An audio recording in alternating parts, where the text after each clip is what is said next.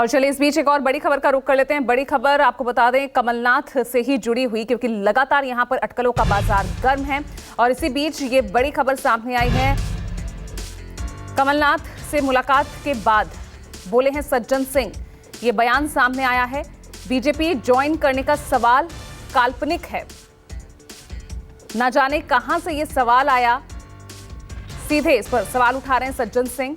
कमलनाथ काल्पनिक सवालों का जवाब नहीं देंगे। हालांकि कुछ दिन पहले अपने कुछ विधायकों के साथ वो दिल्ली में मौजूद थे और इसके बाद से लगातार अटकलों का बाजार और तेज गर्म हो गया था कि बीजेपी ज्वाइन कर सकते हैं कमलनाथ।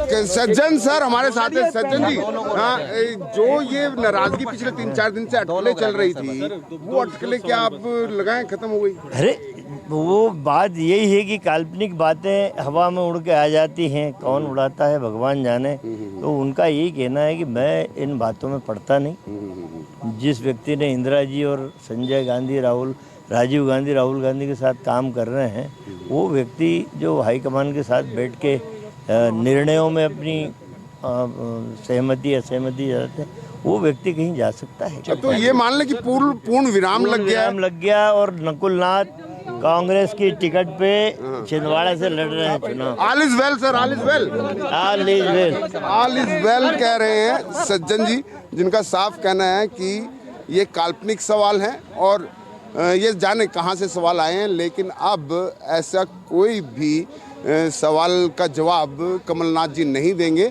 वो लोकसभा चुनाव की तैयारियां करने के लिए मध्य प्रदेश जा रहे हैं। कैमरामैन रफीक के साथ विनय सिंह, न्यूज़ 24 दिल्ली। और चलिए भोपाल से मेरे सहयोगी विपिन श्रीवास्तव जुड़ गए हैं। विपिन, सज्जन सिंह कह रहे हैं कि यहां पर बीजेपी ज्वाइन करना ये सवाल ही काल्पनिक है कमलनाथ के लिए। तो क्या माने, अब कमलनाथ कांग्रेस में ही रहेंगे?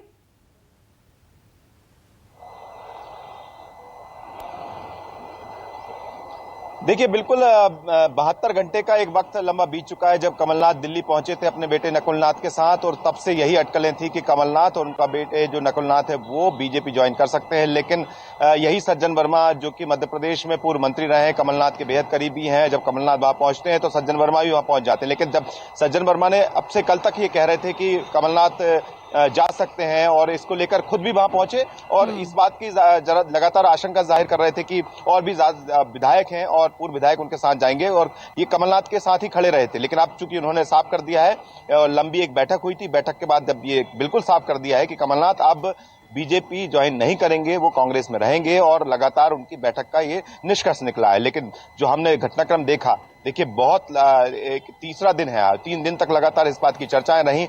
मुझे जो लगता है कि बातचीत जो होनी थी, क्योंकि जिस तरह से कमलनाथ दिल्ली पहुंचे थे अचानक नकुलनाथ के साथ, तो और इससे पहले के जो लगातार समीकरण हम देख रहे थे, कमलनाथ के साथ जो घटनाएं हुई थी उनको लेकर जो उनकी बॉडी लैंग्वेज थी वो बता रही थी, और इसके बाद अचानक इस तरह का फैसला जिस तरह से सज्जन वर्मा बता रहे हैं, हालांकि कमलनाथ अब तक मीडिया के सामने नहीं आए, लेकिन सज्जन वर्मा चूंकि अंदर बैठक में थे, और सज्जन वर्मा अगर बात कर रहे हैं कि ये सब बातें काल्पनिक हैं, और तो कहीं ना कहीं ये साफ हो जाता है कि अब कमलनाथ बीजेपी का दामन नहीं थामेंगे। कांग्रेस के नेता भी यहां लगातार इस बात की चर्चाएं कर रहे थे, क्योंकि इससे पहले जीतू पटवारी मध्य प्रदेश कांग्रेस के अध्यक्ष जो है, उन्होंने कल रात को ही मीडिया में बयान दे दिया था कि कमलनाथ नहीं जा रहे हैं। लेकिन कहीं ना कहीं जो लगातार चर्चाएं थी, जिस तेजी से चर्चाएं चल रही थी कि अब बीजेपी के साथ कमलनाथ हो गए, क्योंकि देखिए 29 लोकसभा सीट में से एक सीट जो है वो कांग्रेस के पास है, वो है नकुलनाथ, जो कि कमलनाथ के बेटे हैं। छिंदवाड़ा की सीट है, और छिंदवाड़ा से जो 6 की 7 विधानसभा हैं, जिनमें से पूरी की पूरी 7 विधानसभाओं पर जो विधायक हैं वो कांग्रेस से जीते हुए हैं इस बार भी, जबकि बाकी जगह की स्थिति हमने देखी है कि कांग्रेस की स्थिति 66 पे जाकर सिमट गई है।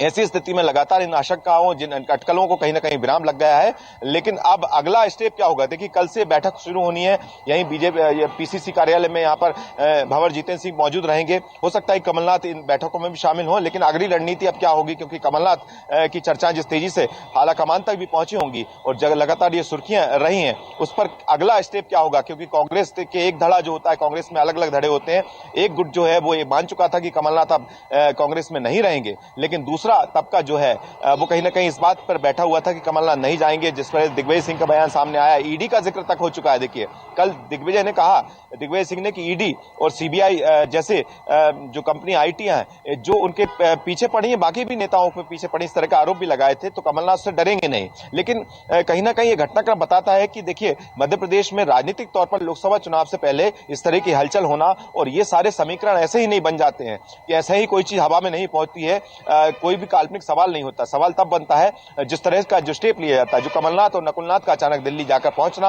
और बिना कोई ऐसी कोई वहां पर कोई बैठक नहीं थी, लेकिन जब चर्चाएं हुई तो जब जाके, क्योंकि कमलनाथ से भी जब कल पूछा गया था तो कमलनाथ ने भी साफ नहीं कहा था कि वो बीजेपी नहीं जाएंगे या नहीं जाएंगे, जाएंगे। उन्होंने कभी स्थिति साफ की नहीं है विपिन। लेकिन अब सवाल ये बनता है विपिन कि अगर वहां बात नहीं बनी तो यहां पर क्या डील हुई होगी? जो प्रेशर पॉलिटिक्स, जो दबाव की राजनीति, अब कांग्रेस के साथ यहां पर क्या समझौता हुआ होगा, अब ये सवाल है।